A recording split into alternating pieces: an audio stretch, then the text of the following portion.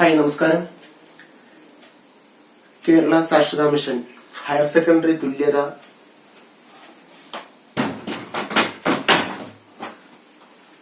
+1 ക്ലാസ്സിലേക്ക് ഏവർക്കും സ്വാഗതം. എന്റെ പേര് ഷാനു എൻ നാസർ. ഞാൻ നിങ്ങളെ പഠിപ്പിക്കുന്ന വിഷയം എക്കണോമിക്സ് അഥവാ സാമ്പത്തിക ശാസ്ത്രം.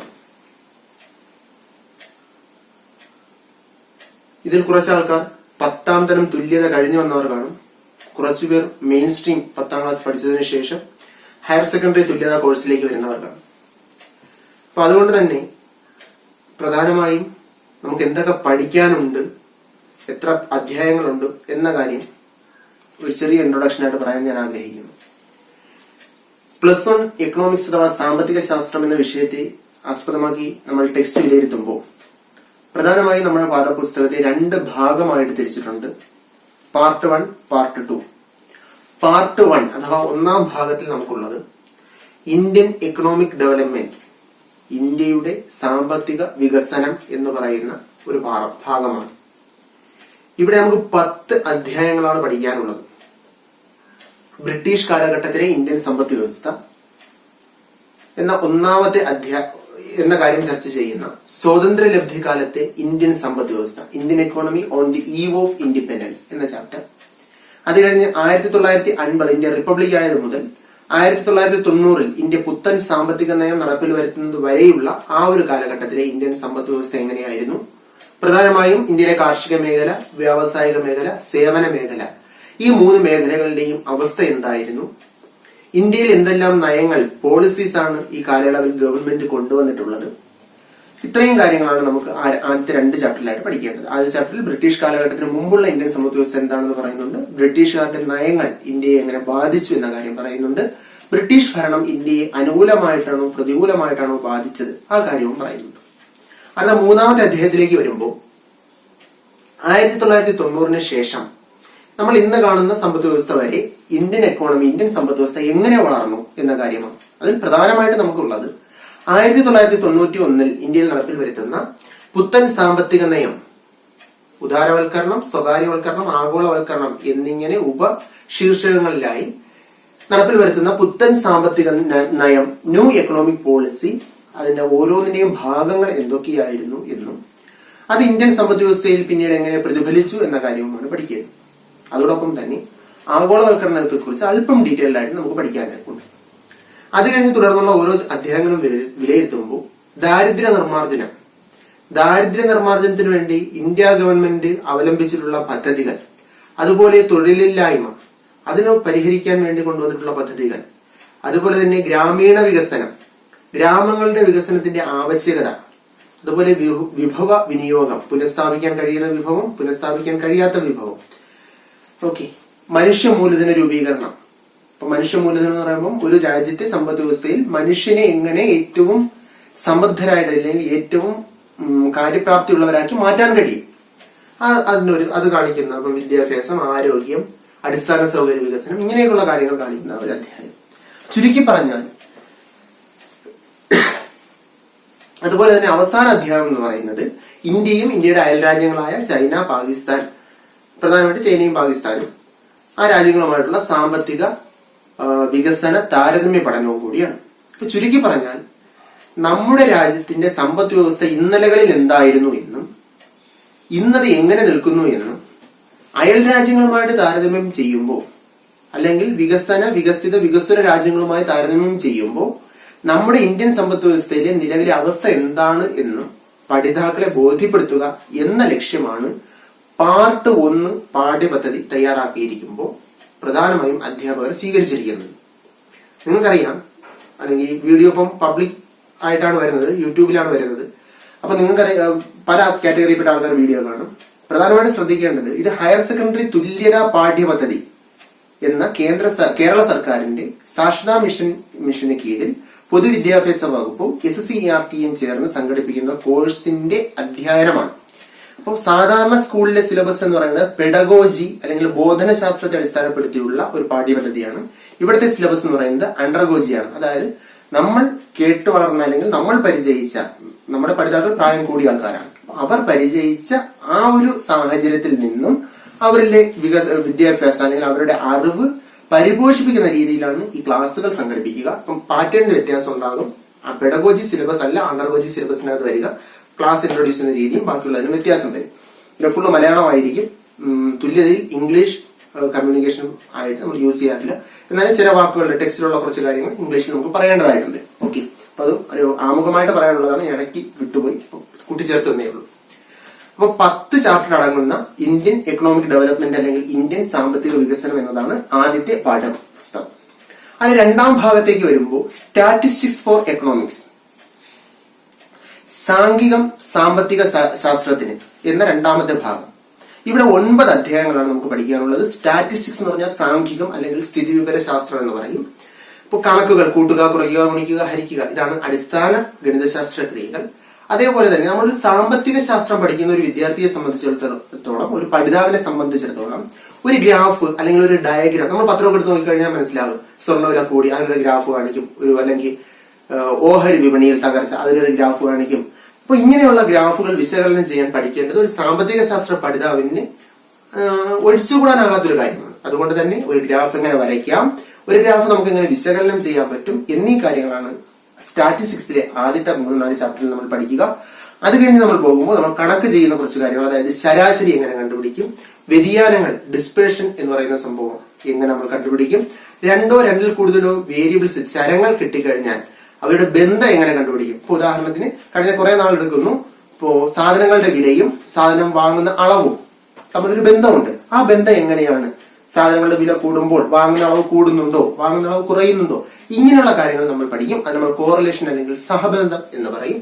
അതുപോലെ തന്നെ നമുക്ക് വളരെ പ്രധാനപ്പെട്ട കാര്യമാണ്, നമുക്ക് കുറച്ച് വിവരങ്ങൾ ശേഖരിക്കണമെങ്കിൽ ചോദ്യാവലി അല്ലെങ്കിൽ ഒബ്സർവേഷൻ, നിരീക്ഷണം, ഇങ്ങനെയൊക്കെയുള്ള കാര്യങ്ങൾ പല രീതികൾ നമുക്ക് അവലംബിക്കാൻ കഴിയും. അപ്പോൾ ഒരു കാര്യം ശേഖരിക്കണമെങ്കിൽ അല്ലെങ്കിൽ ഒരു വിവരം ശേഖരിക്കണമെങ്കിൽ ഏത് രീതിയാണ് നമുക്ക് ഏറ്റവും ഉചിതമായിട്ട് അവലംബിക്കാൻ കഴിയുക, അതിനുവേണ്ടി ഒരു ചോദ്യാവലി, ക്വസ്റ്റിനെയർ അല്ലെങ്കിൽ ഒരു ഇന്റർവ്യൂ ഷെഡ്യൂൾ നമുക്ക് എങ്ങനെ തയ്യാറാക്കാൻ കഴിയും, ഇത്രയും കാര്യങ്ങളാണ് സ്റ്റാറ്റിസ്റ്റിക്സ് എന്ന ഭാഗത്ത് പഠിക്കേണ്ടത്. അങ്ങനെ പാർട്ട് 1 10 ചാപ്റ്റർ, പാർട്ട് 2 9 ചാപ്റ്റർ, ആകെ 19 അധ്യായങ്ങളാണ് നമ്മുടെ പാഠ്യപദ്ധതിയിലുള്ളത്. ഇനി പരീക്ഷയുടെ പാറ്റേൺ. പരീക്ഷയെ കുറിച്ച് പറയുമ്പോൾ ആകെ 100 മാർക്കാണ്. 80 മാർക്ക് നിങ്ങൾക്ക് എഴുത്തു പരീക്ഷയായിട്ട് വരും. 3 മണിക്കൂറിൽ 80 മാർക്കിന്റെ എഴുത്തു പരീക്ഷ. ബാക്കി 20 മാർക്ക് എന്ന് പറയുന്നത് കണ്ടിന്യൂസ് ഇവാലുവേഷൻ അല്ലെങ്കിൽ തുടർ മൂല്യനിർണ്ണയത്തിന്റെ ഭാഗമായിട്ട് വരുന്ന കാര്യമാണ്. അപ്പൊ തുടർ മൂല്യനിർണ്ണയമാകുമ്പോൾ അതിനകത്തൊരു അസൈൻമെന്റ്, ഒരു സെമിനാർ, ഒരു ക്ലാസ് ടെസ്റ്റ്, ഒരു 5 മാർക്ക് എന്ന് പറഞ്ഞ അറ്റൻഡൻസ്. കൃത്യമായിട്ട് ക്ലാസ്സിന് വരുന്ന പഠിതാക്കൾക്ക് പൂർണ്ണമായും ആ 20 മാർക്കിൽ 19-20 മാർക്ക് സ്കോർ ചെയ്യാനായിട്ട് കഴിയും. വർക്കുകൾ സമയബന്ധിതമായിട്ട് ചെയ്യുക.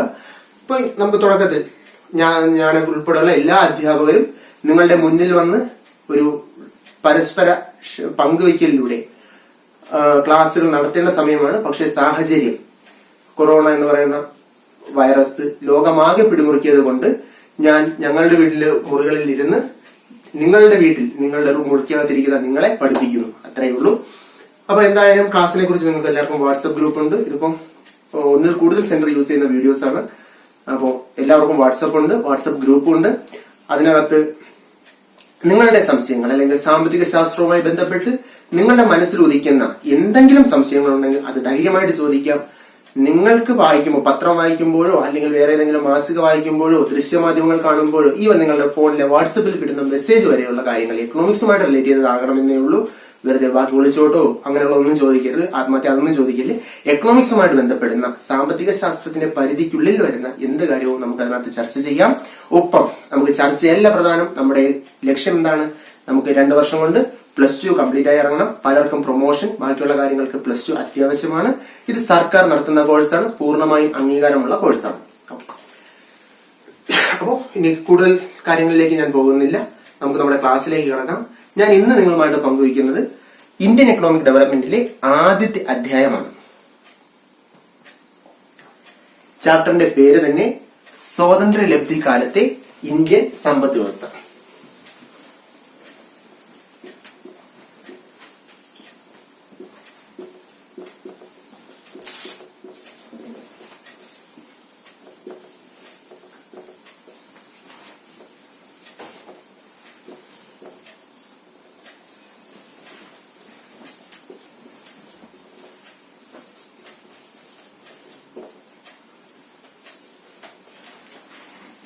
പേര് സൂചിപ്പിക്കും പോലെ തന്നെ 1947 ഇന്ത്യ ബ്രിട്ടീഷ് ഭരണത്തിൽ നിന്ന് അല്ലെങ്കിൽ വൈദേശിക ശക്തികളുടെ ഭരണത്തിൽ നിന്ന് മോചിതമാകുന്നു.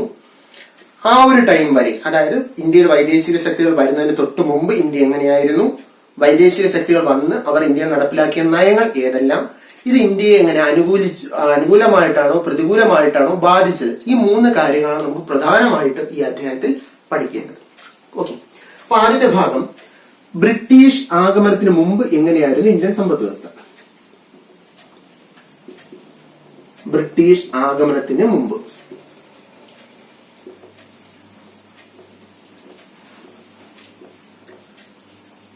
ഇപ്പൊ നമ്മൾ സ്കൂൾ ക്ലാസ്സുകളിൽ അല്ലെങ്കിൽ നമ്മുടെ കഴിഞ്ഞ അധ്യായങ്ങളിൽ നമ്മൾ പഠിച്ചിട്ടുള്ള കാര്യമാണ്. ഇന്ത്യയെ പൊതുവെ എങ്ങനെ വിഭജിച്ചിരുന്നു? നാട്ടുരാജ്യങ്ങളായിട്ട്, അഥവാ പ്രിൻസിലി സ്റ്റേറ്റ്. നാട്ടുരാജ്യങ്ങളുടെ ഇംഗ്ലീഷാണ് പ്രിൻസിലി സ്റ്റേറ്റ്. നാട്ടുരാജ്യങ്ങളായിട്ട് വിഭജിച്ചിരുന്നു. എന്തായിരുന്നു ഈ നാട്ടുരാജ്യങ്ങളുടെ പ്രത്യേകത? ഓരോ നാട്ടുരാജ്യങ്ങൾക്കും സ്വയം ഭരണമാണ്. അവിടെ പ്രത്യേക ഭരണാധികാരി കാണും. രാജാവോ കിങ്ങോ രാജേന്നോ നവാബെന്നോ സുൽത്താനെന്നോ ഇങ്ങനെ പല പല പേരുകൾ. ചിലപ്പോൾ ഹിന്ദു രാജാക്കന്മാരാണെങ്കിൽ രാജാവ് എന്ന് വിളിക്കും, അല്ലെങ്കിൽ നവാബ് ഇതെന്ന് വിളിക്കും, രാജാന്ന് വിളിക്കും.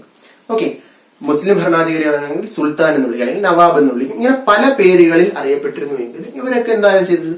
ഒരു ചെറിയ ഭൂപ്രദേശം, നാട്ടുരാജ്യം എന്ന പേരിൽ ഒരു ചെറിയ ഭൂപ്രദേശത്തിന്റെ അധിപന്മാരായ, അതിനെ ഭരിക്കുന്നവരായി മാറിയ ഒരു കാലഘട്ടം. ഓക്കെ, സാമ്പത്തിക ശാസ്ത്ര ഭാഷയിൽ പറഞ്ഞാൽ ഇന്ത്യയെ പൊതുവെ എങ്ങനെ വിഭജിച്ചു? നാട്ടുരാജ്യങ്ങളായി, പ്രിൻസിലി സ്റ്റേറ്റുകളായിട്ട് വിഭജിച്ചിരുന്നു. ഈ ഓരോ നാട്ടുരാജ്യത്തിന്റെയും ഏറ്റവും വലിയ പ്രത്യേകത, ഈ നാട്ടുരാജ്യങ്ങളെല്ലാം തന്നെ എന്തായിരുന്നു? സ്വയം പര്യാപ്തമായിരുന്നു. സ്വയം പര്യാപ്തം എന്ന് പറഞ്ഞാൽ എന്താ അർത്ഥം? ഇംഗ്ലീഷിൽ സെൽഫ് സഫിഷ്യന്റ് എന്ന് പറയും. Self sufficient, self sufficient, self sufficient എന്ന് പറഞ്ഞാൽ എന്താ അർത്ഥം? ഒരു നാട്ടുരാജ്യത്തിന് ആവശ്യമുള്ളത് എന്ത് ചെയ്യുന്നു? അവിടെ തന്നെ ഉത്പാദിപ്പിക്കുന്നു. ഇപ്പൊ ഞാനൊരു നാട്ടുരാജ്യത്തിന്റെ രാജാവാണ്, എനിക്കൊരു 100 പ്രജകളുണ്ട്, എനിക്കൊരു 25 സെന്റ് ഉണ്ട്. പെട്ടെന്നുള്ള എളുപ്പത്തിന് പറഞ്ഞാണ്, ആ നാട്ടുരാജ്യത്ത് 100 ആൾക്കാരെ വെച്ച് ജീവിക്കുന്ന ആളാണ് ഞാൻ.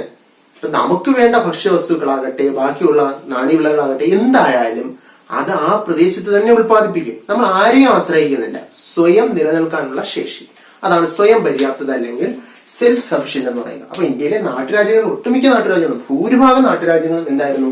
സ്വയം പര്യാപ്തമായിരുന്നു. ജനങ്ങളുടെ പ്രധാനപ്പെട്ട തൊഴിലെന്ന് പറയുന്നത് കൃഷിയും അനുബന്ധ പ്രവർത്തനവുമാണ്. കൃഷിയും അനുബന്ധ പ്രവർത്തനവും, കന്നുകാലി വളർത്തലുണ്ട്, മത്സ്യകൃഷിയുണ്ട്, ഭക്ഷ്യവിളകളുടെ കൃഷിയുണ്ട്. ഇങ്ങനെയുള്ള കൃഷിയും അനുബന്ധ പ്രവർത്തനങ്ങളുമായിരുന്നു പ്രധാന തൊഴിൽ. കൂടാതെ ജനങ്ങളുടെ മറ്റൊരു വരുമാന മാർഗമായിരുന്നു കരകൗശല വസ്തുക്കളുടെ നിർമ്മാണം. കരകൗശല വസ്തുക്കളുടെ നിർമ്മാണം, വസ്ത്ര നിർമ്മാണം. വസ്ത്രം എന്ന് പറയുമ്പോൾ പ്രധാനമായിട്ടും പട്ടുവസ്ത്രങ്ങൾ, അതുപോലെ പരുത്തി തുണികൾ. ഏറ്റവും പ്രധാനപ്പെട്ട വേറൊരു വസ്ത്രമാണ് ഡാക്ക മസ്ലിൻ. ഡാക്ക മസ്ലിൻ, ഡാക്ക എന്ന് പറയുന്നത് നമ്മുടെ ബംഗ്ലാദേശ്, ഇപ്പോഴത്തെ ബംഗ്ലാദേശിന്റെ തലസ്ഥാനമാണ്, പണ്ട് ഇന്ത്യയുടെ ഭാഗമായിരുന്നു. അപ്പൊ ഡാക്കയിൽ ഉത്പാദിപ്പിക്കുന്ന വളരെ നീളം കൂടിയ പട്ടു തുണിയാണ് ഡാക്ക മസ്ലിൻ എന്നറിയപ്പെട്ടത്. നമ്മൾ ഈ ബുക്കിലൊക്കെ വായിച്ചിട്ടുള്ള കാര്യമാണ്. ക്ലിയോപാട്രയുടെ പരവതാനി വരെ ഇന്ത്യയിൽ നിന്നാണ് കൊണ്ടുപോയെന്ന് പറഞ്ഞിട്ടുണ്ട്. അപ്പൊ അത്രയ്ക്ക് പട്ടുവസ്ത്രങ്ങള്, അതുപോലെ തന്നെ ഡാക്ക മസ്ലിൻ, പരുത്തി തുണി, ഇങ്ങനെയൊക്കെയുള്ള വസ്ത്രങ്ങളുടെ നിർമ്മാണം, തുണിത്തരങ്ങളുടെ നിർമ്മാണത്തിന് ഇന്ത്യ പേരുകേട്ട രാജ്യമായിരുന്നു ബ്രിട്ടീഷുകാരുടെ വരവിന് മുമ്പ്. അതുപോലെ കരകൗശല വസ്തുക്കളുടെ നിർമ്മാണത്തിന് പേരുകേട്ട രാജ്യമായിരുന്നു. അതുപോലെ തന്നെ വേറൊരു പ്രധാന വരുമാന മാർഗമായിരുന്നു മൺപാത്ര നിർമ്മാണം. മൺപാത്ര നിർമ്മാണം. അപ്പൊ നമ്മളൊന്ന് സൂക്ഷ്മമായിട്ട് നിരീക്ഷിച്ചാൽ, ബ്രിട്ടീഷ് ആഗമനത്തിന് മുമ്പ്, ബ്രിട്ടീഷുകാർ വരുന്നതിന് മുമ്പ് ഇന്ത്യയിലെ ജനങ്ങൾ പ്രധാനമായിട്ടും അവരുടെ വരുമാന മാർഗം കൃഷിയായിരുന്നു എങ്കിലും അതോടൊപ്പം തന്നെ എന്തെല്ലാം ഏർപ്പെട്ടിരുന്നു? കരകൗശല വസ്തുക്കളുടെ നിർമ്മാണം, വസ്ത്ര നിർമ്മാണം. അതിൽ തന്നെ പരുത്തി തുണിയുണ്ട്, പട്ടുണ്ട്, ഡാക്ക മസ്ലിൻ എന്നറിയപ്പെടുന്ന നീളം കൂടിയ പട്ടു വസ്ത്രങ്ങളുടെ നിർമ്മാണം, മൺപാത്ര നിർമ്മാണമുണ്ട്.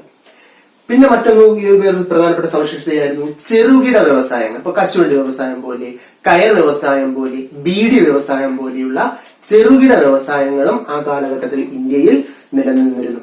ക്ലിയറായ? അപ്പൊ ചുരുക്കി പറഞ്ഞാൽ ഒരു ഗ്രാമത്തിന് ആവശ്യമായ എന്തും ആ ഗ്രാമത്തിൽ തന്നെ കിട്ടുന്ന അവസ്ഥ. എന്ന് മാത്രവുമല്ല, ആ ഗ്രാമങ്ങൾക്ക്, ഒട്ടുമിക്ക ഗ്രാമങ്ങൾക്ക് എന്തുണ്ടായിരുന്നു? വിദേശ രാജ്യങ്ങളുമായിട്ട് വ്യാപാര ബന്ധം ഉണ്ടായിരുന്നു. വിദേശ രാജ്യങ്ങളിൽ നിന്ന് ആൾക്കാർ ഇവിടെ വന്ന് ഈ പറയപ്പെട്ട മൺപാത്രങ്ങളാകട്ടെ, കരകൗശല വസ്തുക്കളാകട്ടെ, വസ്ത്രങ്ങളാകട്ടെ, ഇതെല്ലാം വാങ്ങിക്കൊണ്ടുപോയി അതുവഴി അവർക്ക് വരുമാനം കിട്ടിയിരുന്നു. അപ്പൊ ചുരുക്കി പറഞ്ഞാൽ വളരെ സ്വയം പര്യാപ്തമായ അവരവരുടെ ആവശ്യങ്ങൾ പൂർത്തീകരിക്കാൻ കഴിയുന്ന ഒരു രീതിയായിരുന്നു ഇന്ത്യയിൽ ഉണ്ടായിരുന്നത്. ഓക്കെ ആണല്ലോ. അപ്പൊ ഈ കാലഘട്ടത്തിലാണ് ഇന്ത്യയിലേക്ക് ആര് വരുന്നത്? വൈദേശിക ശക്തികൾ, പ്രധാനമായിട്ടും ബ്രിട്ടീഷുകാർ നമ്മൾ എടുത്തു പറയാനുള്ള കാരണം ഇന്ത്യയിൽ വന്ന മറ്റു വൈദേശിക ശക്തികൾക്ക് ഭരണം കൂടുതൽ തുടർച്ചയായിട്ട് നിലനിർത്താൻ കഴിഞ്ഞിട്ടില്ല. അതേസമയം ബ്രിട്ടീഷുകാരാണ് ഇന്ത്യയെ ഏകദേശം മൊത്തത്തിൽ ഒന്ന് അടക്കി ഭരിച്ച് നിയന്ത്രിച്ചു നിർത്താൻ, ഇന്ത്യൻ ജനങ്ങളെ അല്ലെങ്കിൽ ഇന്ത്യൻ മണ്ണിനെ നിയന്ത്രിച്ച് നിർത്തിയത് ബ്രിട്ടീഷുകാരാണ്. അതുകൊണ്ടാണ് നമ്മൾ ബ്രിട്ടീഷുകാരെ ഫോക്കസ് ചെയ്ത് പറയുക. ഓക്കെ, ബ്രിട്ടീഷുകാരുടെ ആഗമനത്തിന് മുമ്പ് നമ്മുടെ ഗ്രാമങ്ങളൊക്കെ സൂപ്പർ. ഓക്കെ ആണല്ലോ. ദെൻ ബ്രിട്ടീഷർ വന്നപ്പോ എന്താ സംഭവിച്ചത്?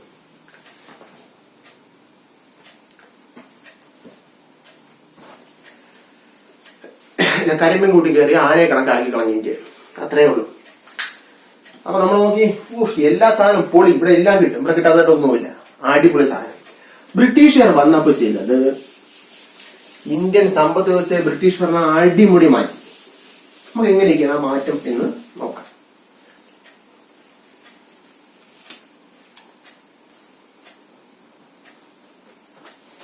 ബ്രിട്ടീഷ് കാലഘട്ടം.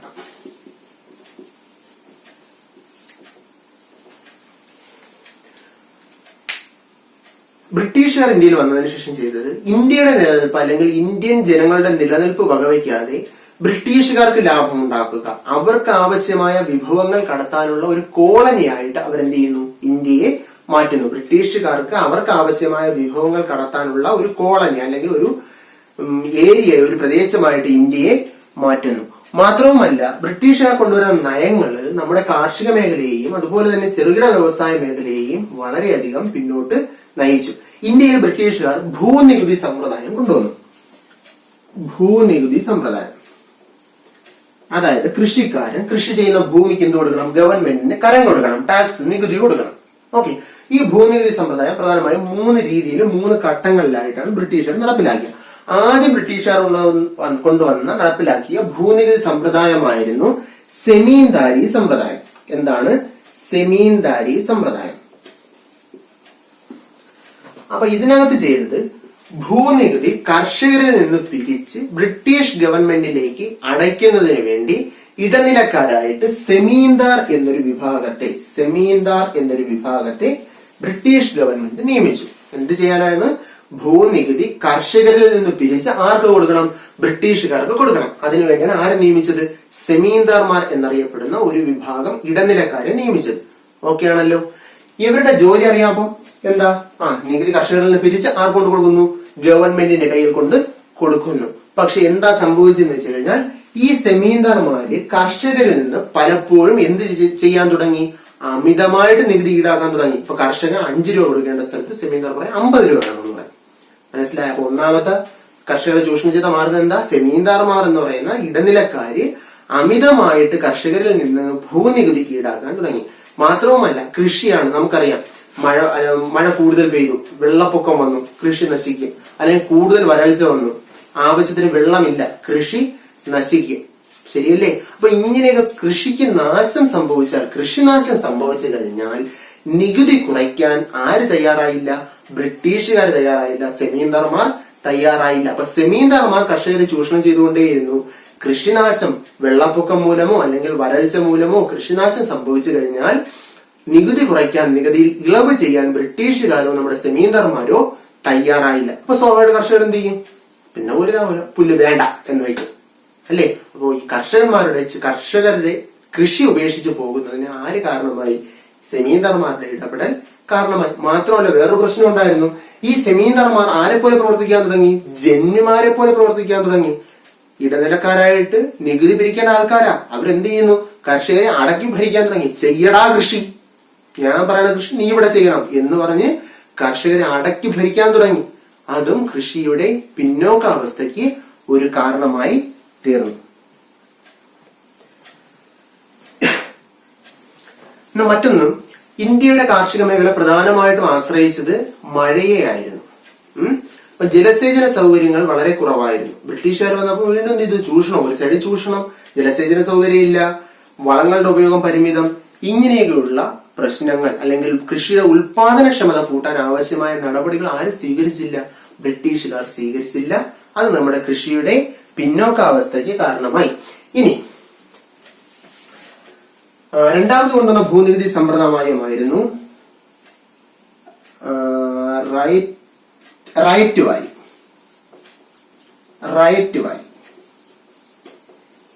റൈറ്റ് എന്ന വാക്കിന്റെ അർത്ഥം RIYOT. റൈറ്റ് എന്ന വാക്കിന്റെ അർത്ഥം കർഷകൻ, ഫാർമർ എന്നാണ്. അപ്പൊ രണ്ടാമത് ഭൂനികുതി സമ്പ്രദായമാണ് ഏത്? Right Valley. റൈറ്റ് വാലിയിൽ ചെയ്ത കാര്യം, കർഷകർ നേരിട്ട് ആർക്ക് നികുതി കൊടുക്കുക? ബ്രിട്ടീഷുകാർക്ക് നികുതി കൊടുക്കുക. ആരില്ല? ഇടനിലക്കാരൻ, സെമീന്ദാർമാർ എന്ന് പറയുന്ന ഇടനിലക്കാരെ ഒഴിവാക്കി കർഷകർ നേരിട്ട് ബ്രിട്ടീഷുകാർക്ക്, ബ്രിട്ടീഷ് ഗവൺമെന്റിന് നികുതി കൊടുക്കേണ്ട അവസ്ഥ വന്നു. പക്ഷെ ഇവിടെയും പ്രശ്നം എന്താ? കൃഷിനാശം സംഭവിച്ചാൽ നികുതിയിൽ ഇളവ് കൊടുക്കാൻ ആരും തയ്യാറാകുന്നില്ല, ഗവൺമെന്റ് തയ്യാറാകുന്നില്ല. അങ്ങനെ വരുമ്പോൾ എന്ത് ചെയ്യും? കർഷകർ കൃഷി ഉപേക്ഷിക്കും. മൂന്നാമത്തെ സംവിധാനമായിരുന്നു മഹൽവാരി സംവിധാനം. മഹൽ എന്ന് പറഞ്ഞു കഴിഞ്ഞാൽ ഗ്രാമങ്ങളുടെ കൂട്ടം, കളക്ഷൻ ഓഫ് വില്ലേജ് അല്ലെങ്കിൽ ഗ്രാമങ്ങളുടെ കൂട്ടത്തെയാണ് മഹലുകൾ എന്നറിയപ്പെടുക. ഇവിടെ ചെയ്യുന്ന കാര്യം, ഒരു ഗ്രാമത്തിന് നികുതി പിരിക്കാനായി ഗ്രാമത്തലവനെ ചുമതലപ്പെടുത്തും. ഗ്രാമത്തലവൻ എന്ത് ചെയ്യുന്നു? ആ ഗ്രാമത്തിലുള്ള ആൾക്കാരിൽ നിന്നെല്ലാം നികുതി പിരിച്ച് ഗവൺമെന്റിന് കൊടുക്കും. ഇവിടെയും പ്രശ്നം വന്നു. ഈ ഇടനിലക്കാരൻ, ഗ്രാമത്തലവൻ മൂപ്പനാരായി മാറി. ഇടയ്ക്ക് ഇടനിലക്കാരന്റെ റോളിലേക്ക് അല്ലെങ്കിൽ ഒരു ജന്മിയുടെ സ്വഭാവത്തിലേക്ക് മാറി. അങ്ങനെ കർഷകരെ ചൂഷണം ചെയ്യുന്നു. ഈ നികുതി സമ്പ്രദായവും ഇന്ത്യയിൽ പരാജയപ്പെട്ടു. ഇനി ഓർമ്മിക്കുക, സെമീന്ദാരി സമ്പ്രദായം പ്രധാനമായിട്ടും കൊണ്ടുവന്നത് ബംഗാൾ പ്രസിഡൻസിയിലാണ്. നമ്മുടെ പശ്ചിമ ബംഗാളിന്റെ ഭാഗത്തുള്ള എല്ലാം കൂടെ ചേർന്ന്, ഇപ്പോഴത്തെ ബംഗ്ലാദേശ്, പശ്ചിമ ബംഗാള്, അതെല്ലാം ചേർന്ന് വരുന്ന ബംഗാൾ പ്രസിഡൻസിയിലാണ് എന്ത് കൊണ്ടുവരുന്നത്? സെമീന്ദാരി സമ്പ്രദായം കൊണ്ടുവരുന്നത്. അതൊന്ന് നോട്ട് ചെയ്ത് വയ്ക്കുക. ഓക്കെ. അപ്പൊ ഇന്ത്യയിലെ ഭൂനികുതി സമ്പ്രദായം പ്രധാനമായിട്ട് ഇന്ത്യയുടെ കാർഷിക മേഖലയുടെ പിന്നോക്കാവസ്ഥയ്ക്ക് ഇടയായി.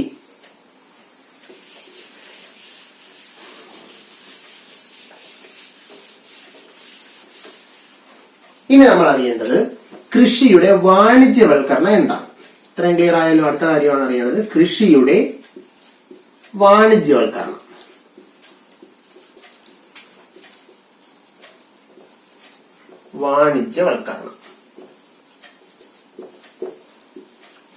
കൃഷിയുടെ വാണിജ്യവൽക്കരണം.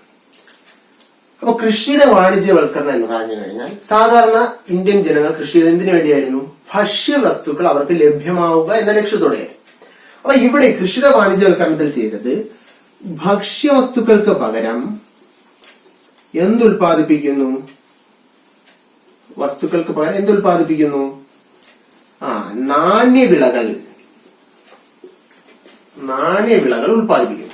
ഭക്ഷ്യവസ്തുക്കൾക്ക് പകരം നാണ്യവിളകൾ ഉൽപ്പാദിപ്പിക്കും എന്ന് പറഞ്ഞാൽ, ഭക്ഷ്യവസ്തുക്കളാകുമ്പോൾ സ്വന്തമായിട്ട് ഉപയോഗിക്കുക, അതാണ് ലക്ഷ്യം. നാണ്യവിള, അപ്പൊ റബ്ബർ കൃഷി ചെയ്യുന്നു. റബ്ബർ പാല് കുടിക്കാനാണ്? അല്ല, ഷീറ്റ് എടുത്ത് തിന്നാൻ പൈസ വാങ്ങി മറ്റു വസ്തുക്കൾ വാങ്ങുക, ഇതല്ലേ നമ്മുടെ ലക്ഷ്യം. അപ്പൊ ഇതുപോലെ സ്വന്തം ഉപയോഗത്തിന് മാറ്റി നിർത്തിയിട്ട് നമ്മൾ എന്ത് ചെയ്യുന്നു? കമ്പോളത്തെ ലക്ഷ്യമാക്കി സാധനങ്ങൾ വിൽക്കുക എന്ന ലക്ഷ്യത്തിൽ കമ്പോളത്തെ ലക്ഷ്യമാക്കി ഉൽപാദനം, കാർഷിക വിളകൾ ഉൽപ്പാദിപ്പിക്കുന്ന പ്രക്രിയയാണെന്ത്? കൃഷിയുടെ വാണിജ്യവൽക്കരണം അല്ലെങ്കിൽ കൊമേഴ്സ്യലൈസേഷൻ ഓഫ് അഗ്രികൾച്ചർ. എന്ന് പറയുക. മനസ്സിലായ? അപ്പൊ സ്വന്തം ഉപയോഗത്തെക്കാളുപരി കമ്പോളത്തെ ലക്ഷ്യമാക്കി നമ്മൾ കാർഷിക മേഖലയിൽ ഉൽപാദനം നടത്തുന്നതിന് വിളിക്കുന്ന പേരാണ് കൃഷിയുടെ വാണിജ്യവൽക്കരണം. അപ്പൊ സ്വാഭാവികമായിട്ടും കൃഷിയിൽ വാണിജ്യവൽക്കരണം വന്നാൽ എന്തെല്ലാം പ്രശ്നം വരും? ഏറ്റവും പ്രധാനപ്പെട്ട കാര്യം ഇതാണ്, ഭക്ഷ്യവസ്തുക്കളുടെ ഉൽപാദനം നമ്മൾ കുറയ്ക്കും. അപ്പം ഭക്ഷ്യ വിഭവങ്ങൾക്ക് ക്ഷാമം നേരിടും. കൃഷിയുടെ വാണിജ്യവൽക്കരണം വന്നു കഴിഞ്ഞാൽ ഭക്ഷ്യവിളകൾക്ക് അല്ലെങ്കിൽ ഭക്ഷ്യവസ്തുക്കൾക്ക് ക്ഷാമം നേരിടും. അതെന്തിന് കാരണമാകും? ദാരിദ്ര്യത്തിന് കാരണമാകും. ഭക്ഷ്യവസ്തുക്കൾക്ക് ക്ഷാമം ഉണ്ടായി കഴിഞ്ഞാൽ അത് എന്തിലേക്ക് നയിക്കും? ദാരിദ്ര്യത്തിന് കാരണമാകും. ഓക്കെ. ബ്രിട്ടീഷുകാർ ഇന്ത്യയിൽ ഏറ്റവും കൂടുതൽ കൃഷി ചെയ്യാൻ പറഞ്ഞ നാണ്യവിളയായിരുന്നു നീലം. എന്താണ്? നീലം അല്ലെങ്കിൽ ഇൻഡിഗോ എന്ന് പറയുന്നത് ഈ ബ്രിട്ടീഷുകാർ ഇന്ത്യയിൽ ഏറ്റവും കൂടുതൽ കൃഷി ചെയ്യാൻ പറഞ്ഞ നാണ്യവിളയാണ്. അതുപോലെ മറ്റൊരു സാധനമാണ് ചണം. ചണവും നീലവുമാണ് ബ്രിട്ടീഷുകാർ ഇന്ത്യയിൽ ഏറ്റവും കൂടുതൽ കൃഷി ചെയ്യാൻ പറഞ്ഞ രണ്ട് നാണ്യവിളകൾ. കാരണം എന്തായിരുന്നു? ബ്രിട്ടനിൽ ഈ സമയത്ത് വ്യവസായ വിപ്ലവം നടന്ന് കൂടുതൽ നാണ്യവിളകളുടെ ആവശ്യമുണ്ടായിരുന്നു. ഈ പറയപ്പെട്ട നാണ്യവിളകളുടെ ആവശ്യമുണ്ടായിരുന്നു. ഓക്കെ. അപ്പൊ ഇതാണ് കൃഷിയുടെ വാണിജ്യവൽക്കരണവും അനുബന്ധ കാര്യങ്ങൾ. അടുത്ത കാര്യമാണ് വ്യവസായ മേഖല. ബ്രിട്ടീഷുകാർ വരുന്നതിന് മുമ്പും ശേഷവും നമുക്കൊന്ന് നോക്കാം. വ്യവസായ മേഖല. അപ്പൊ വ്യവസായ മേഖല അല്ലെങ്കിൽ ഇൻഡസ്ട്രിയൽ സെക്ടർ. ബ്രിട്ടീഷുകാർ വരുന്നതിന് മുമ്പ് ഇന്ത്യയിലെ വ്യവസായ മേഖല എന്ന് പറയുന്നത്, അല്ലെങ്കിൽ വ്യവസായം എന്ന് പറയുന്നത് പ്രധാനമായും ഗ്രാമങ്ങളെ അല്ലെങ്കിൽ വീടുകളെ അടിസ്ഥാനപ്പെടുത്തിയുള്ള ചെറുകിട നാമമാത്ര വ്യവസായങ്ങളാണ്. പ്രധാനമായിട്ട് ആൾക്കാർ ഏർപ്പെട്ടിരുന്നത് കരകൗശല വസ്തുക്കളുടെ നിർമ്മാണവും, നേരത്തെ പറഞ്ഞതുപോലെ ബീഡി, കശുവണ്ടി ഇങ്ങനെയുള്ള വസ്തുക്കളുടെ നിർമ്മാണവും ഒക്കെയാണ്. ഓക്കെ, കയറ്, ഇതിന്റെയൊക്കെ നിർമ്മാണം. ബ്രിട്ടീഷുകാർ വന്നപ്പോഴത്തേക്ക് ഇന്ത്യയിലെ വ്യവസായങ്ങൾ, പരമ്പരാഗതമായ കുടിൽ വ്യവസായങ്ങൾ പലതും അടച്ചുപൂട്ടി. അതിന് പ്രധാനമായി 2 കാരണങ്ങളായിരുന്നു. ഒന്നാമത്തെ കാരണം അസംസ്കൃത വസ്തുക്കൾ കിട്ടാതായി. എന്തുപറ്റി? അസംസ്കൃത വസ്തു കിട്ടാതായി. കാരണം എന്താ? ബ്രിട്ടീഷുകാർ ഇന്ത്യയിൽ നിന്ന് ഉയർന്ന തോതിൽ അസംസ്കൃത വസ്തുക്കൾ ബ്രിട്ടനിലേക്ക് കടത്തിക്കൊണ്ടുപോയി. ഫ്രീ ആയിട്ട് ഇന്ത്യയിൽ നിന്ന് ഇഷ്ടംപോലെ സാധനങ്ങൾ എവിടേക്ക് കൊണ്ടുപോയി? അസംസ്കൃത വസ്തുക്കളെല്ലാം കൂടെ ബ്രിട്ടനിലേക്ക് കൊണ്ടുപോയി. അപ്പൊ അതുകൊണ്ട് നമ്മുടെ വ്യവസായ മേഖലയ്ക്ക് ആവശ്യമായിട്ടുള്ള അസംസ്കൃത വസ്തുക്കൾ കിട്ടാതെ വന്നു. ക്ലിയർ ആയ? അങ്ങനെ വരുമ്പോൾ എന്ത് സംഭവിക്കും? നമുക്ക് ഉൽപ്പാദിപ്പിക്കാൻ സാധനം കിട്ടുന്നില്ല. ഉൽപാദനത്തിൽ നിന്ന് വ്യവസായ മേഖലയിലെ ആൾക്കാർ പിന്നോക്കം പോകും, വ്യവസായശാലകൾ അടച്ചുപൂട്ടും. ഇതായിരുന്നു ഒന്നാമത്തെ പ്രശ്നം. രണ്ടാമത്തെ പ്രശ്നം എന്ന് വെച്ച് കഴിഞ്ഞാൽ, നമ്മൾ പരമ്പരാഗതമായ രീതിയിൽ ഉൽപാദനം നടത്തുമ്പോൾ സാധനങ്ങൾക്ക് അല്പം വില കൂടുതലായിരിക്കും. അതേസമയം ഇന്ത്യയിൽ നിന്ന് അസംസ്കൃത വസ്തുക്കൾ ഒരു ചെലവുമില്ലാതെ കൊണ്ടുപോകുന്ന ബ്രിട്ടീഷുകാരി അവിടെ മെഷീൻ നിർമ്മിച്ച, യന്ത്രങ്ങളിൽ നിർമ്മിച്ച ഉൽപ്പന്നങ്ങൾ എന്ത് ചെയ്യുന്നു? വളരെ കുറഞ്ഞ വിലക്ക്, എന്ന് പറഞ്ഞാൽ ഇന്ത്യയുടെ വ്യവസായം കൂട്ടുകാരുടെ ലക്ഷ്യത്തോടെ പിന്നീട് വില കൂട്ടി വിലക്ക് ഇന്ത്യൻ സമ്പദ് വ്യവസ്ഥയിൽ ലഭ്യമാക്കി തുടങ്ങി. നമ്മളൊരു വീക്ക്നെസ് ആണ്, വേറെ എവിടെന്നെങ്കിലും സാധനം വന്നിട്ട് നമുക്ക് വാങ്ങാനായിട്ട് ഒരു ത്വര വരും, അല്ലേ? ആ ത്വര അന്നത്തെ ജനങ്ങൾക്ക് ഉണ്ടായിരുന്നു. അതുകൊണ്ട് അവരെന്ത് ചെയ്ത് ഇന്ത്യൻ ഉൽപ്പന്നങ്ങൾ വാങ്ങുന്നതിന് പകരം ബ്രിട്ടീഷ് നിർമ്മിത ഉൽപ്പന്നങ്ങൾ കൂടുതലായി വാങ്ങാൻ തുടങ്ങി. അപ്പൊ അതും എന്തിലേക്ക് നയിച്ചു? വ്യവസായ മേഖലയുടെ തകർച്ചയിലേക്ക്, പതനത്തിലേക്ക് നയിച്ചു. ക്ലിയർ ആയ? അപ്പോ അസംസ്കൃത വസ്തുക്കൾ കിട്ടാതായതും, അതുപോലെ തന്നെ ബ്രിട്ടീഷുകാർ ഇറക്കുമതി ചെയ്ത വസ്തുക്കൾ വിലക്കുറച്ച് വിറ്റതും ഇന്ത്യയിലെ വ്യവസായങ്ങൾ തകരുന്നതിന് ഇടയാക്കി. എന്നിരുന്നാൽ തന്നെയും പ്രധാനമായിട്ട് നമ്മൾ ഓർമ്മിക്കേണ്ട ഒരു കാര്യം, 1907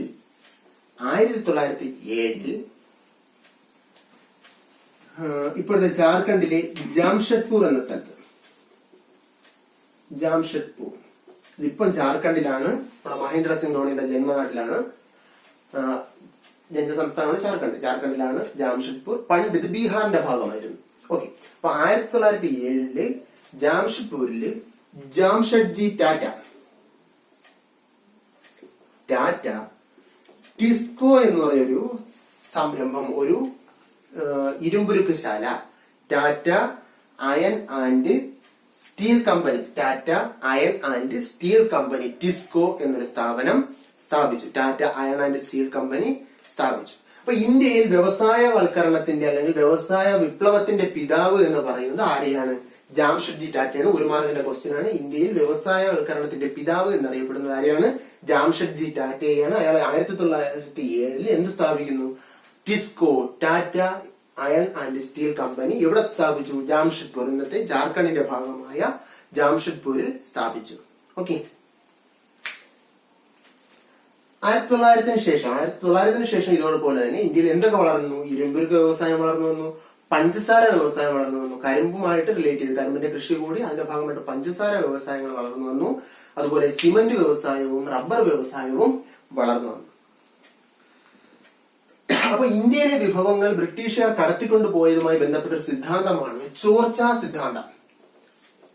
ചോർച്ചാ സിദ്ധാന്തം അതെന്താ കാണിക്കുന്നത്? ഇന്ത്യയിലെ വിഭവങ്ങൾ ബ്രിട്ടീഷുകാർ കടത്തിക്കൊണ്ടുപോയതുമായി ബന്ധപ്പെട്ട സിദ്ധാന്തമാണ് ചോർച്ചാ സിദ്ധാന്തം അല്ലെങ്കിൽ ട്രെയിൻ തിയറി. ഈ തിയറി പ്രസ്താവിച്ച ആളാണ് Dadabhai Naoroji.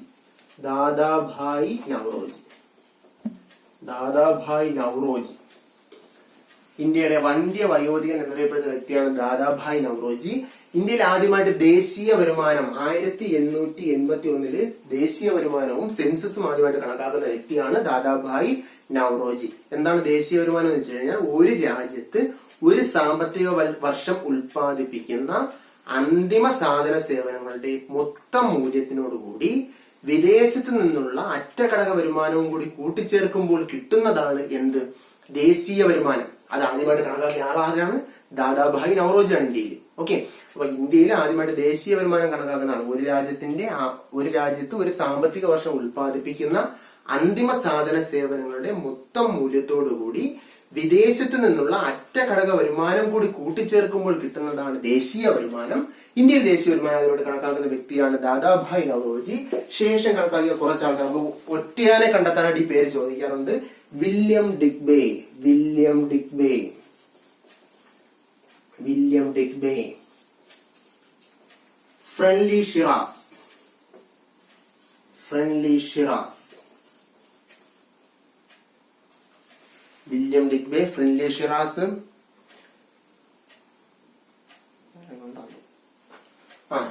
V K R V Rao, V K R V Rao, V K R V Rao. ഇവരൊക്കെ ആദ്യകാലത്ത് ദേശീയ വരുമാനം കണക്കാക്കിയ വ്യക്തികളാണ്.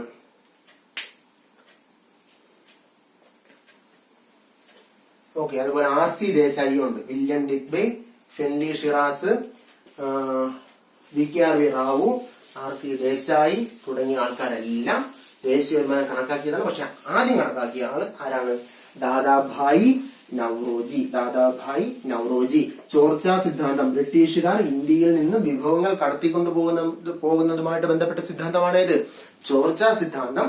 ഈ ചോർച്ചാ സിദ്ധാന്തം ആവിഷ്കരിച്ച വ്യക്തിയും ആര് തന്നെയാണ്? ദാദാഭായി നവറോജിയാണ്. ഓക്കെ, അപ്പൊ നമ്മൾ ബ്രിട്ടീഷ് കാലഘട്ടത്തിനും അതിനു മുമ്പുമുള്ള കാർഷിക മേഖലയും പഠിച്ചു, വ്യാവസായിക മേഖലയും പഠിച്ചു. അടുത്തത് വ്യാപാര മേഖലയാണ്. വ്യാപാരം.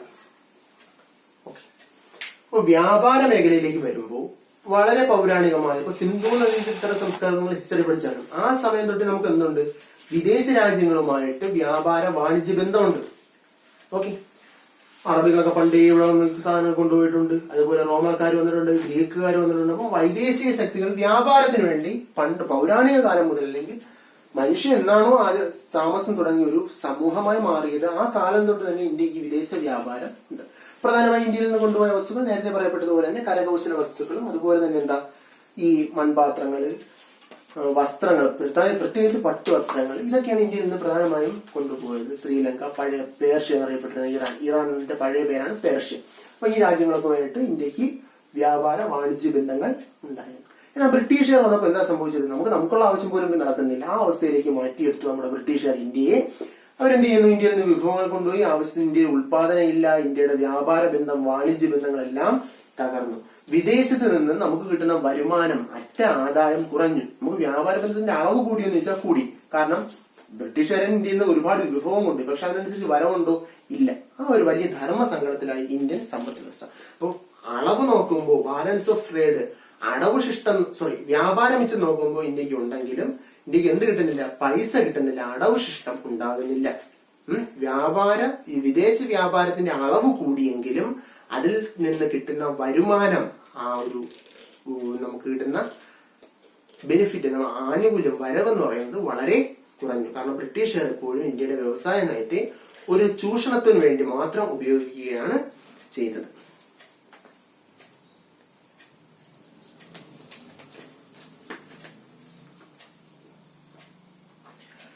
ബ്രിട്ടീഷ് കാലഘട്ടത്തിൽ ഞാൻ നേരത്തെ പറഞ്ഞതുപോലെ ഇന്ത്യയിൽ വ്യാപാര മിച്ചം ഉണ്ടാകുന്നു. വ്യാപാര മിച്ചം എന്ന് പറഞ്ഞാൽ എന്താ? കയറ്റുമതി ചെയ്യുന്ന സാധനത്തിന്റെ അളവ് കൂടുതലും ഇറക്കുമതി ചെയ്യുന്ന സാധനത്തിന്റെ അളവ് കുറയുകയും ചെയ്യുമ്പോൾ അതിനെ വിളിക്കുന്ന പേരാണ് വ്യാപാര മിച്ചം.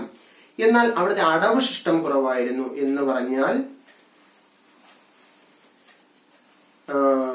ഇന്ത്യയിൽ നിന്ന് കയറ്റുമതി ചെയ്യുമ്പോൾ നമുക്ക് കിട്ടുന്ന വരുമാനവും ഇറക്കുമതി ചെയ്യുമ്പോൾ നമുക്ക് പോകുന്ന ചിലവ്, നമ്മളിൽ നിന്നുണ്ടാകുന്ന ചിലവും അത് നമുക്ക് കുറവായിരുന്നു.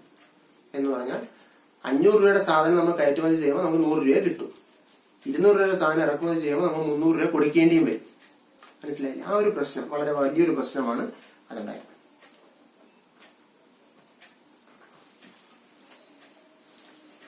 പിന്നെ ഇന്ത്യക്ക് കിട്ടിയ വരുമാനം തന്നെ ബ്രിട്ടീഷുകാർ എന്ത് ചെയ്തു?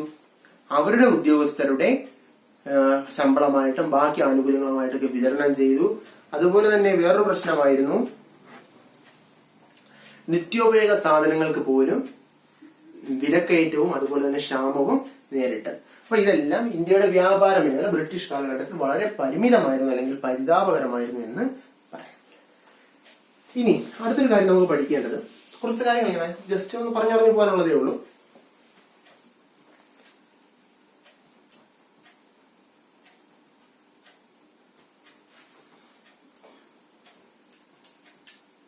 ജനസംഖ്യാസ്ഥിതിയും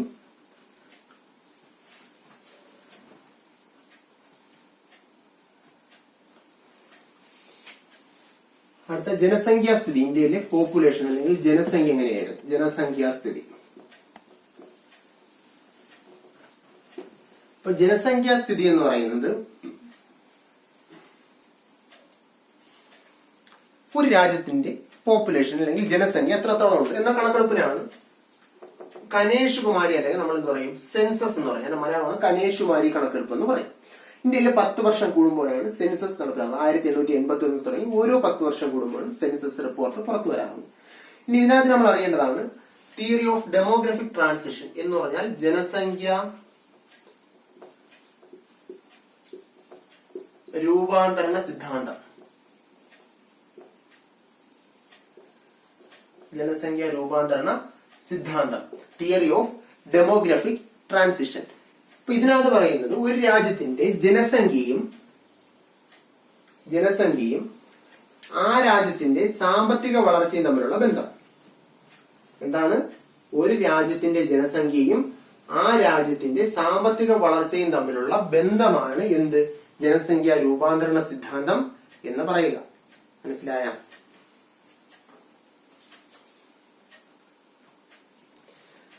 അപ്പൊ ഇതിന് നമുക്ക് പ്രധാനമായും 3 ഘട്ടമായിട്ട് തിരിക്കാം. ഒന്നാമത്തെ ഘട്ടത്തില് ജനനനിരക്കും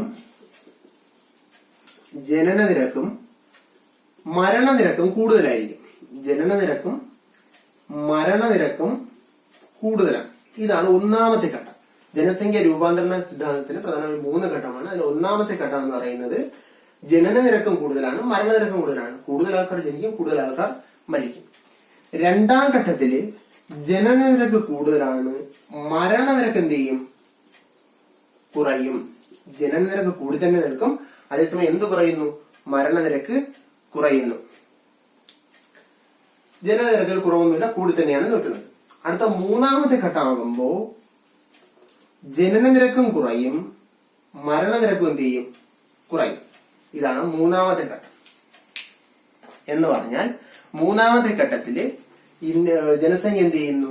ജനസംഖ്യ വർധനവിന്റെ നിരക്ക്, തോത്, അതിന്റെ റേഷ്യോ എന്ന് പറയുന്നത് കുറഞ്ഞു വരുന്നു. ഇന്ത്യ ഈ ഒരു കാര്യം ഓർമ്മിക്കുക, 1921 വരെയും ജനസംഖ്യ രൂപാന്തരണ സിദ്ധാന്തത്തിന്റെ തിയറി ഓഫ് ഡെമോഗ്രഫിക് ട്രാൻസിഷന്റെ സ്റ്റേജ് 1-ലായിരുന്നു. എന്ന് വെച്ചാൽ ജനനനിരക്കും മരണനിരക്കും കൂടി നിൽക്കുന്ന അവസ്ഥയിലായിരുന്നു.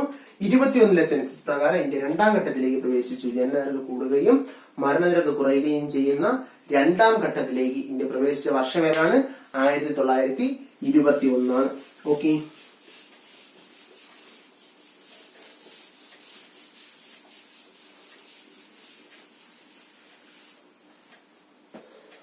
അടുത്ത കാര്യം നമുക്ക് പഠിക്കേണ്ടത് തൊഴിൽ ഘടനയാണ്. തൊഴിൽ ഘടന. അപ്പൊ നേരത്തെ ഞാൻ പറഞ്ഞതാണ്, ബ്രിട്ടീഷ് കാലഘട്ടത്തിന് മുമ്പും ബ്രിട്ടീഷ് കാലഘട്ടത്തിലും ജനങ്ങൾ പ്രധാനമായും ഏതിനെ ആശ്രയിച്ചു? കൃഷിയാണ് ആശ്രയിച്ചത്. ഒരു രാജ്യത്തിന്റെ തൊഴിൽ മേഖലയെ നമുക്ക് പ്രധാനമായും 3ആയിട്ട് തിരിക്കാൻ കഴിയും. ഒന്നാമത്തത് പ്രാഥമിക മേഖല, പ്രാഥമികം. രണ്ടാമത് ദ്വിതീയ മേഖല, മൂന്നാമത്തത് തൃതീയ മേഖല. തൃതീയ മേഖല. പ്രാഥമിക മേഖലയെ വിളിക്കുന്ന പേരാണ് അല്ലെങ്കിൽ കാർഷിക മേഖല എന്ന് പറയും. പ്രാഥമിക മേഖല അല്ലെങ്കിൽ കാർഷിക മേഖല, അതായത് കൃഷിയും അനുബന്ധ പ്രവർത്തനം, കന്നുകാലി വളർത്തലാകട്ടെ അല്ലെങ്കിൽ മത്സ്യകൃഷിയാകട്ടെ, ഇങ്ങനെയുള്ളതെല്ലാം ചേർന്നതാണ് പ്രാഥമിക മേഖല എന്ന് പറയുക. വ്യവസായ മേഖലയാണ് ദ്വിതീയ മേഖല എന്നറിയപ്പെടുക. വ്യവസായ മേഖലയാണ് ദ്വിതീയ മേഖല. അപ്പൊ ചെറുതും വലുതുമായ എല്ലാ വ്യവസായങ്ങളും ഏതിനകത്ത് വരും? ദ്വിതീയ മേഖലയ്ക്കകത്ത് വരും. അതുപോലെ തന്നെ നിർമ്മാണ പ്രവർത്തനങ്ങളെല്ലാം ഏതിന്റെ ഭാഗമാണ്? ദ്വിതീയ മേഖലയുടെ ഭാഗമാണ്. അടുത്ത മൂന്നാമത്തേതാണ് തൃതീയ മേഖല. അത് നമ്മൾ വിളിക്കുന്ന വേറൊരു പേരാണ് സേവന മേഖല, സർവീസ് സെക്ടർ എന്ന് പറയും. ഗതാഗതം, വാർത്താവിനിമയം, അധ്യാപനം, ഇങ്ങനെയുള്ളതെല്ലാം, വാണിജ്യം, ബാങ്കിങ്, ധനകാര്യം, വിദ്യാഭ്യാസം, ആരോഗ്യം, ഇൻഷുറൻസ്, ഇതെല്ലാം ഏതിന്റെ ഭാഗമാണ്? സേവന മേഖല അല്ലെങ്കിൽ തൃതീയ മേഖലയുടെ ഭാഗമാണ്. ബ്രിട്ടീഷുകാർ നോക്കിക്കഴിഞ്ഞാൽ ഇന്ത്യയിൽ ഏറ്റവും കൂടുതൽ ഉണ്ടായിരുന്ന കാർഷിക മേഖലയാണ്. പക്ഷേ ദ്വിതീയ മേഖല, വ്യവസായ മേഖല വളരെ പരിമിതമായിരുന്നു. സേവന മേഖല തൃതീയ മേഖലയിൽ കൂടുതലും ഉണ്ടായിരുന്നത് ആര് തന്നെയായിരുന്നു? ബ്രിട്ടീഷുകാർ തന്നെയായിരുന്നു കൂടുതലും ഉണ്ടായിരുന്നത്. ഇനി അടുത്ത് നമുക്ക് പഠിക്കേണ്ടത് അവസാനത്തെ ഒരു പോയിന്റ് ആണ് അടിസ്ഥാന സൗകര്യങ്ങൾ. ഓക്കെ, അടിസ്ഥാന സൗകര്യം.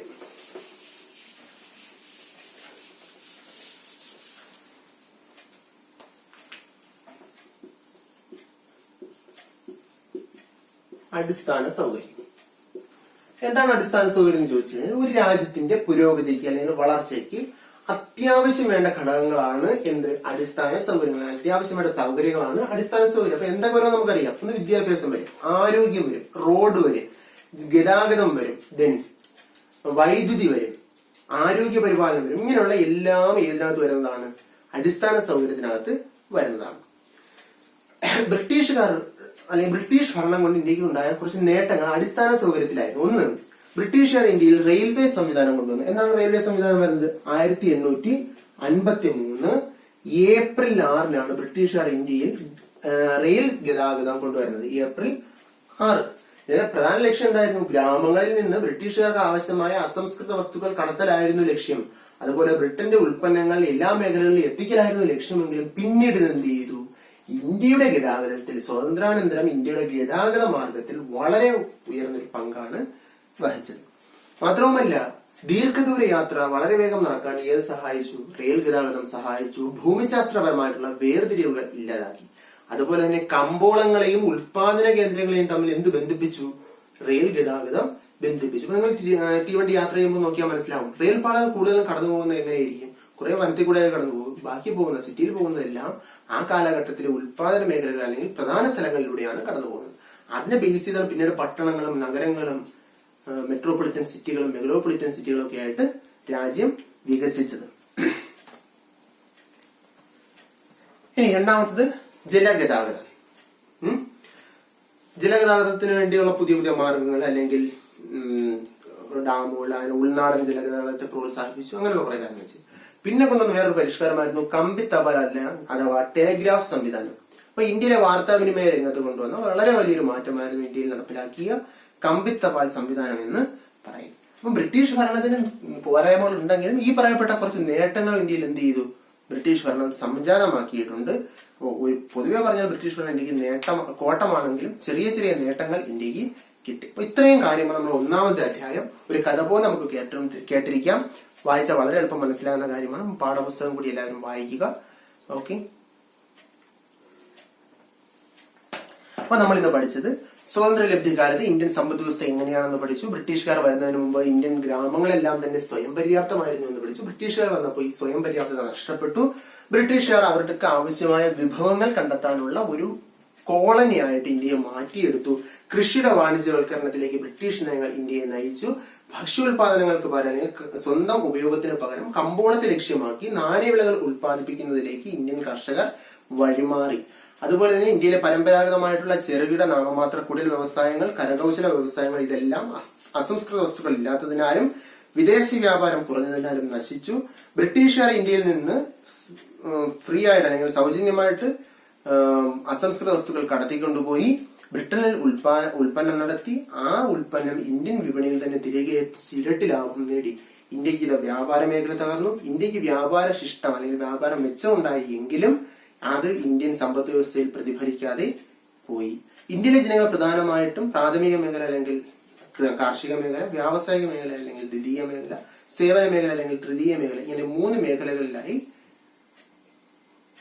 മേഖലകളിലായി ജോലിയെടുക്കുന്നവരാണ്. പ്രാഥമിക മേഖലയാകുമ്പോൾ കൃഷിയും അനുബന്ധ പ്രവർത്തനങ്ങളും, ദ്വിതീയ മേഖലയാകുമ്പോൾ വ്യാവസായിക മേഖലയാണ് നിർമ്മാണ പ്രവർത്തനങ്ങളും വ്യാവസായിക പ്രവർത്തനങ്ങളും, മൂന്നാമത്തെ സേവന മേഖല ഗതാഗതം, അധ്യാപനം, ഇൻഷുറൻസ്, ബാങ്കിങ് ഇങ്ങനെയുള്ള സേവന മേഖലകളുമാണ്.